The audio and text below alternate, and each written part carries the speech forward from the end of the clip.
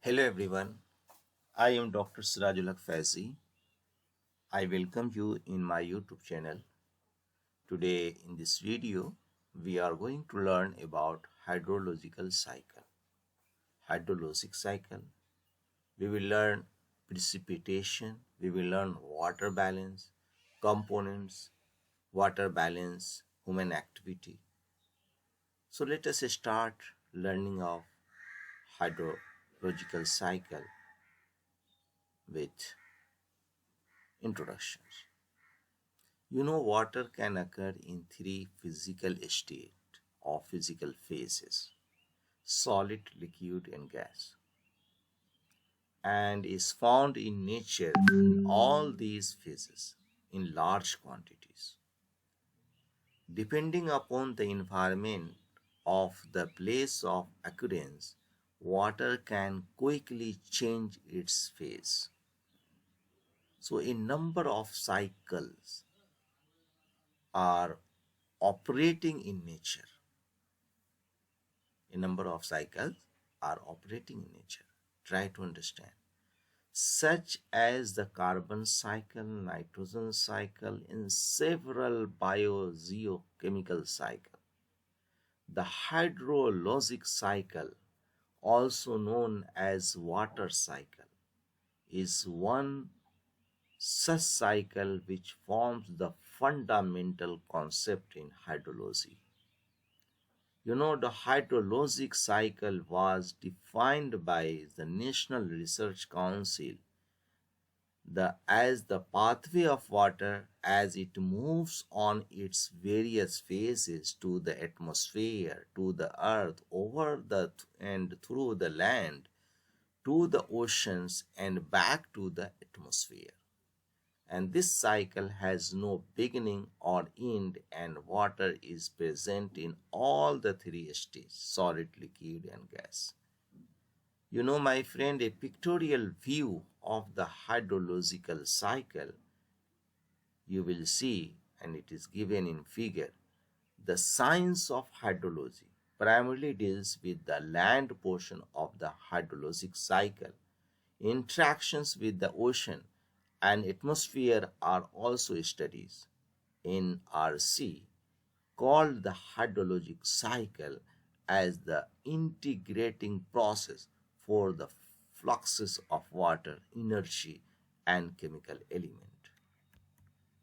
You know, my friend,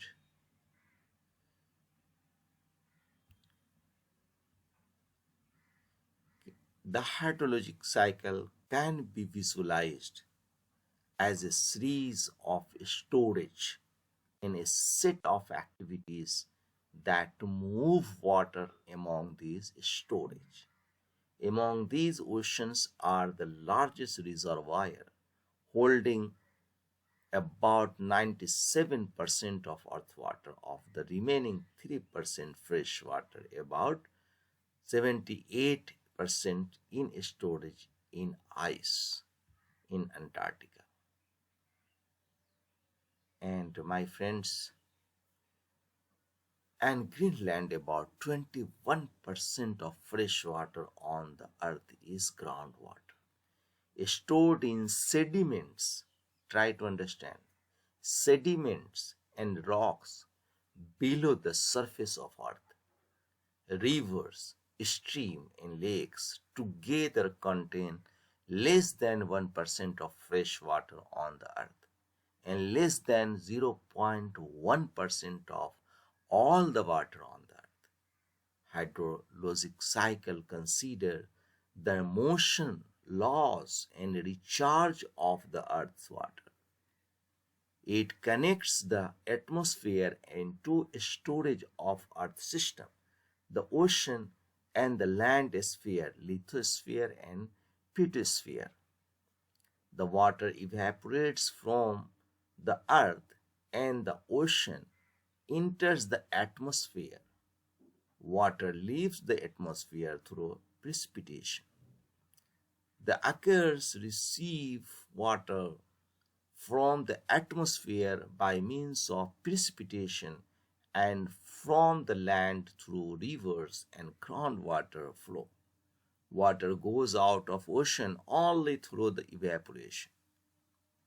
The water leaves land through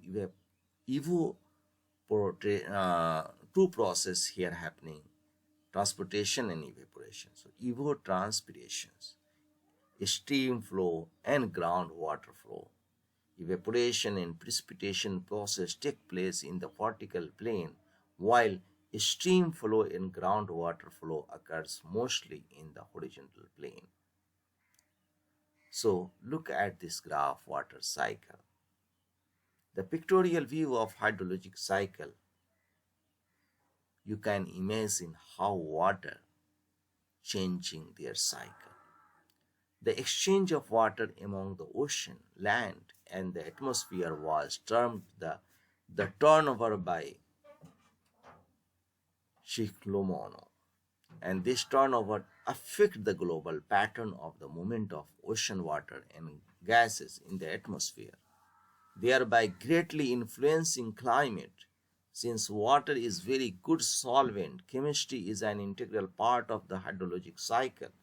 Usually rain, snow, and considered as the purest form of water through these may also be mixed with the pollutants and that are present in atmosphere. During the journey on earth, many chemical compounds are mixed with water and consequently the water quality undergoes a change. One can also visualize the hydrologic cycle as a perpetual distillations and pumping system in which the glacier and snow peaks are replenishes a river get water of good quality. So my friends, water cycle,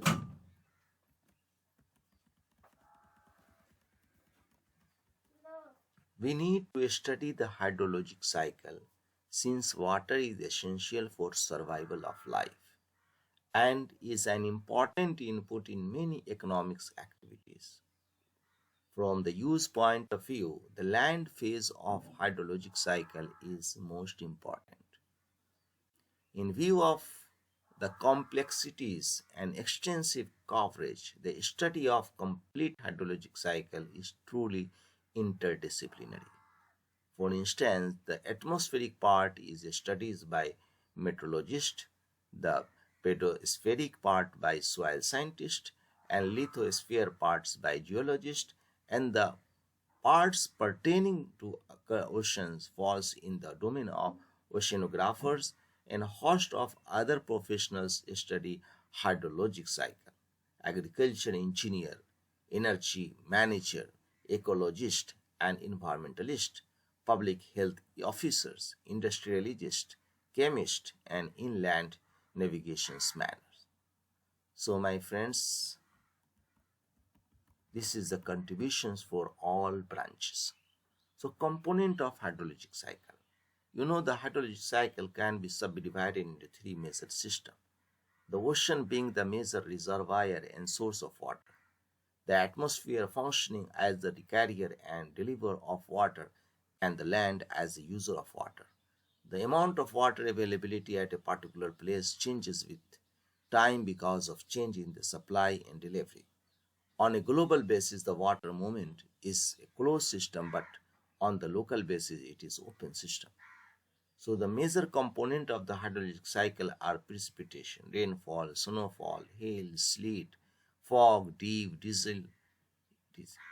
interceptions, depression, storage, evaporates, transpirations, infiltration, percolations, moisture storage in the unsaturated zone, and runoff surface, run of interflow and base flow. You know, my friend, evaporation of water takes place from the ocean and land surface mainly due to solar energy.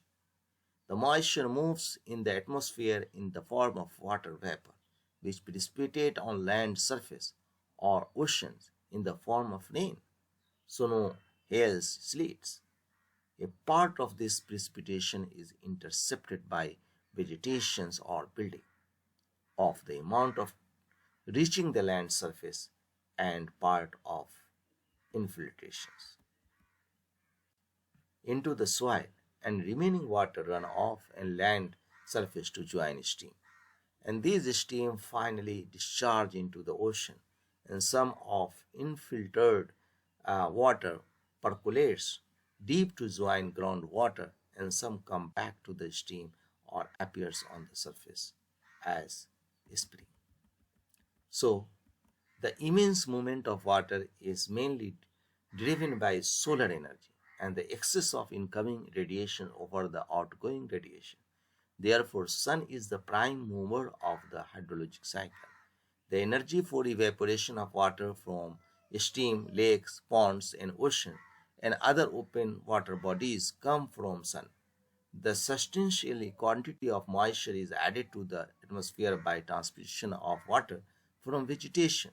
A living being also supply water vapor to the atmosphere through respiration. Gravity has an important role in movement of water on the earth's surface, and anthropogenic activities also have increasingly important influence on the water movement. So, my friends, an interesting feature of hydrological cycle is that at some point in each phase, there usually occurs transportation of water, temporary storage, change of state. For example, in atmospheric phase, there occurs vapor flow, vapor storage in the atmosphere, and the condensations or formation of precipitation created by change from vapor to either the liquids or solid state. Moreover, in the atmosphere, water is present in the vapor form, while in mostly saline liquid in the ocean. So, my friends, if you like such type of video, then subscribe my channel and thanks for watching.